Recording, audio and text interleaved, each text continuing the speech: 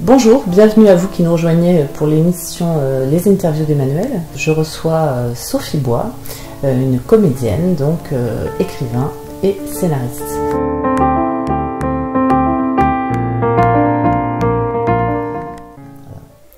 Alors je crois savoir que dans votre parcours, vous avez rencontré des gens célèbres, oui. Comme cette personne. Oui, oui. Alors Amélie Nothomb notamment, que j'ai eu la chance de rencontrer 2 fois.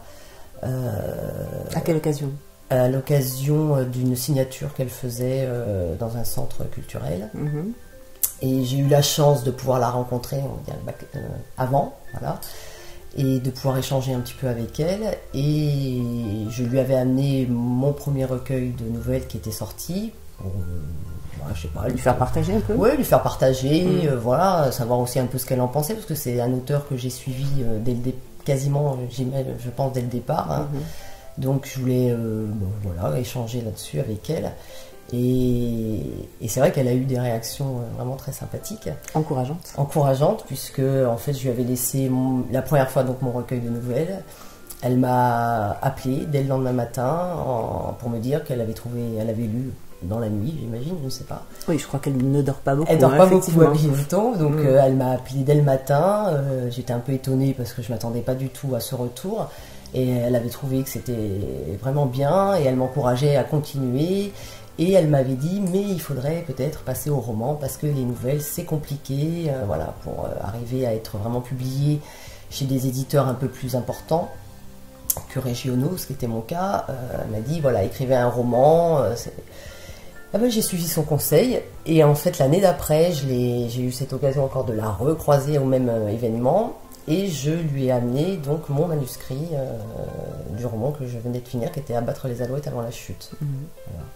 Et elle m'a fait exactement le même coup, je veux dire. Le lendemain matin, elle m'a appelé à 6h. Ou peut-être pas parce que moi je réponds pas à 6h, mais un peu plus tard dans la matinée et donc elle l'avait lu aussi donc dans la nuit pour me dire qu'elle trouvait ça vraiment vraiment très bien. Elle m'a fait un super compliment puisqu'elle m'a comparé au nom de la rose. Donc elle m'a dit pour moi c'est le nom de la rose du 21e siècle, donc j'étais assez flattée et voilà. Et donc après moi le livre a fait son parcours et puis voilà, c'est l'échange que j'ai avec elle. Il y a un autre écrivain, je crois, qui a aussi toute votre attention, et avec lequel vous avez partagé aussi un petit moment. Oui, on peut l'apercevoir. C'est Jean d'Ormesson, bon, qui est malheureusement plus là, mais qui est un auteur que j'aime énormément, très différent d'Amélie Nothomb, bon, comme tous les auteurs sont différents, mais parce qu'il a écrit beaucoup de livres qui se situent en Italie, notamment, donc bon, je pense qu'il y avait cette petite... Et puis cet amour des mots, de la phrase, enfin voilà, pour moi c'est vraiment au niveau de l'écriture quelqu'un qui est vraiment très intéressant. Et quand effectivement j'avais écrit ce manuscrit d'Abattre les alouettes avant la chute, je lui avais fait passer. Par sa maison d'édition? Par sa maison d'édition, juste pareil, pour avoir un retour, un avis, ou voilà, simplement un conseil. Et je me souviens que bon, j'avais laissé, je ne sais pas combien de temps après, un jour chez moi, mon téléphone sonne avec un numéro masqué, bon, je le décroche, et là j'entends la voix de Jean d'Ormesson. Choc. Choc. Je me dis, mais pourquoi il m'appelle? Et donc on a eu un échange comme ça téléphonique, il voulait savoir pourquoi je lui avais fait passer mon manuscrit, qu'est-ce que, voilà, c'était quoi ma démarche, et puis on a parlé un peu littérature, c'était juste quelques temps avant les fêtes de Noël, et voilà, on a eu un échange très sympa au téléphone, et j'étais assez surprise, parce que je pensais pas qu'il... Et flatté sans doute aussi? Bah flatté, oui, mais en tout cas, je crois qu'il était aussi surpris de ma démarche que moi j'ai été de son coup de fil en fait. Mais du coup, bah, ça a confirmé que c'était vraiment un homme sympa, quoi. Voilà. Alors je vous ai présenté en tant qu'écrivain et que comédienne. Du coup, vous êtes comédienne au Théâtre des Salinières sur Bordeaux. Ça fait combien de temps? Est-ce que vous pouvez nous parler un petit peu de cette période? Alors, comédienne au Théâtre des Salinières, ça doit faire 8 ans que j'y suis maintenant. J'ai commencé là-bas en 2011.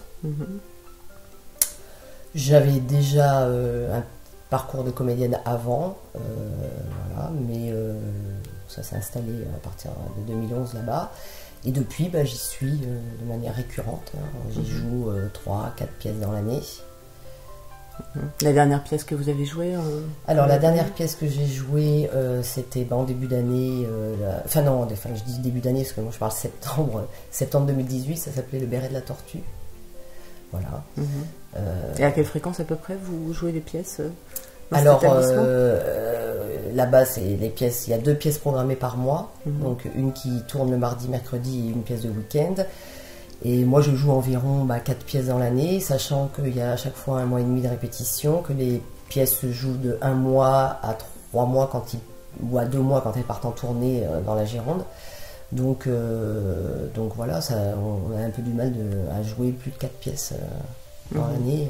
Voilà. Alors auparavant, vous le disiez, un parcours déjà de comédienne, puisque vous avez monté votre propre compagnie. Oui. Qui s'appelait la compagnie Drôle d'Histoire, que j'ai montée en 2004. Dans laquelle j'ai fait des ateliers pour des comédiens amateurs. Donc du coup là je basculais et j'avais plus un rôle de metteur en scène puisqu'on montait des spectacles et voilà. Dans cette compagnie aussi, à travers cette compagnie, j'ai monté des spectacles pour des écoles. J'ai fait des cours de prise de parole à l'école de la magistrature. Voilà, différentes choses qui sont liées au théâtre et qui peuvent aider aussi dans d'autres domaines, quoi.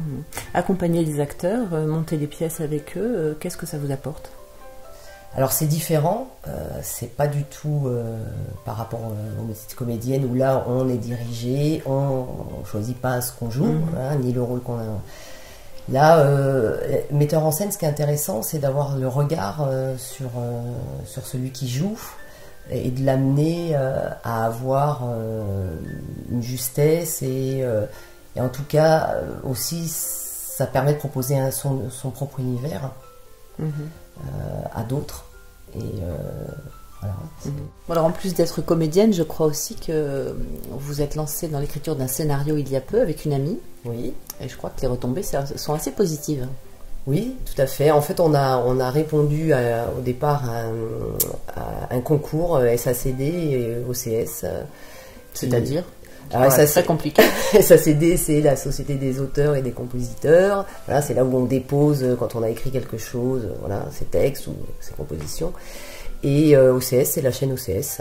Voilà, ils s'étaient groupés pour proposer une bourse à l'écriture avec un concours d'écriture. Donc on a participé à ça. On a été présélectionné, mais on n'a pas gagné la bourse. Donc on a quand même continué à écrire. Et il s'avère que pour moi c'est vraiment une nouvelle expérience parce que c'est une écriture à 2. C'est du scénario, donc c'est pour la télé. Donc il y a de l'image. Enfin voilà, on n'est pas que sur et on est aussi sur le dialogue. Enfin voilà, c'est vraiment autre chose que l'écriture d'un roman. Oui, où là je suis dans mon univers, dans ma bulle. Et puis on est 2, donc effectivement il faut être d'accord, faut s'apporter des idées, voilà. Donc c'est vraiment très nouveau. Donc on a fait tout notre dossier de présentation, c'est très long et assez fastidieux. Et on a écrit donc un premier épisode, puisque c'est une série qu'on propose, et on l'a envoyé à différentes productions sur Paris. Et pour l'instant, effectivement, on a des retours plutôt sympas, mais voilà, il faut encore laisser du temps au temps, tant que rien n'est encourageant fait. En tout cas. Voilà, ça c'est bonne plutôt, expérience. Voilà, c'est plutôt encourageant et c'est plutôt sympa, voilà, d'écrire en plus quelque chose qui est là une comédie. Contrairement à ce que moi j'écris dans le roman ou les nouvelles, où c'est pas un univers noir, mais c'est peut-être plus poétique et peut-être un peu plus dramatique. Et là, c'est vraiment de la comédie pure, voilà, complètement absurde. Et donc nous, on s'amuse bien à faire ça, et on espère qu'à un moment donné, ça verra le jour. En tout cas, c'est tout ce qu'on vous souhaite. Merci. Donc Sophie Bois, je vous remercie d'avoir été la première invitée des interviews d'Emmanuel. Merci à vous, Emmanuel. Avec plaisir. Donc, écoutez, on vous souhaite plein de bonnes choses pour la suite, à la fois à travers votre rôle de comédienne, d'écrivain et puis de scénariste maintenant. Juste avant de se quitter, est-ce que vous pourriez me donner ou citer une phrase qui vous parle et qui est importante à vos yeux ou qui compte? Oui, Alors, c'est pas forcément un dicton ni rien, mais c'est vrai que moi j'ai tendance souvent à penser dans, quel que soit ce que je fais dans la vie, ou les projets professionnels que j'entreprends, je me dis que souvent, peu importe la destination, ce qui compte c'est le voyage. Voilà. Eh bien, écoute, on terminera là-dessus. Je vous remercie et puis bon vent. Merci. Et à une prochaine fois. Au revoir, Sophie. Merci. Au revoir.